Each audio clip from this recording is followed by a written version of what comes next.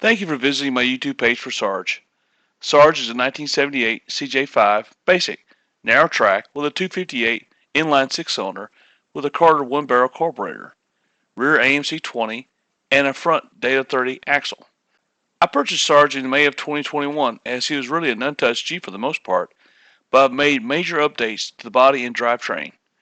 I used core seal on the frame and axles to turn rust into metal, then painted it black.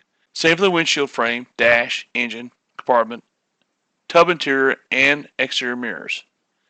I replaced the windshield, added a pirate rated 4x4, redneck edition, and don't tread on me badges to the body and dash. I replaced the taillights with Quake LED lights and all marker lights with new assemblies and LEDs. I purchased the American Star for the hood and glove box, then installed.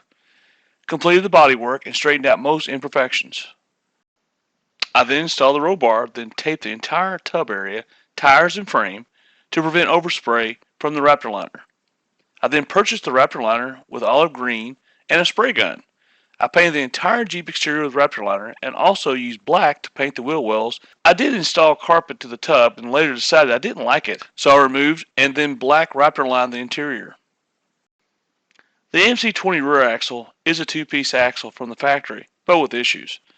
So I replaced the two-piece axle setup with a one-piece axle kit from Yukon. I then installed an Eaton True Track for increased traction. The Dana 30 front axle was fine, but I also installed an Eaton True Track for increased traction there as well. I installed black diamond plating rocker guards and rear short corner panels to protect from trail debris. I installed best top seats and saved the original back seat. I replaced the aged steering column with a GM column with tilt wheel and then replaced the shifter and transfer case knobs and boots. Had a custom rear steel bumper built and mounted my spare tire. Installed KC highlights on the front bumper. Installed a best top super top with doors. Purchased and installed Rhino shackle hitch receivers on the front bumper, welding and secured via bolt to the frame. This gives me a recovery point on the front. Removed and reinstalled an entirely new fuel system with new tank, lines, and filters. Then rebuilt the Carter HF carburetor. I also had the aged body mounts replaced with brand new ones. The completed job had an interesting effect. The body had a 2-inch lift from previous position. Yeah, it was factory, but 2 inches higher than normal.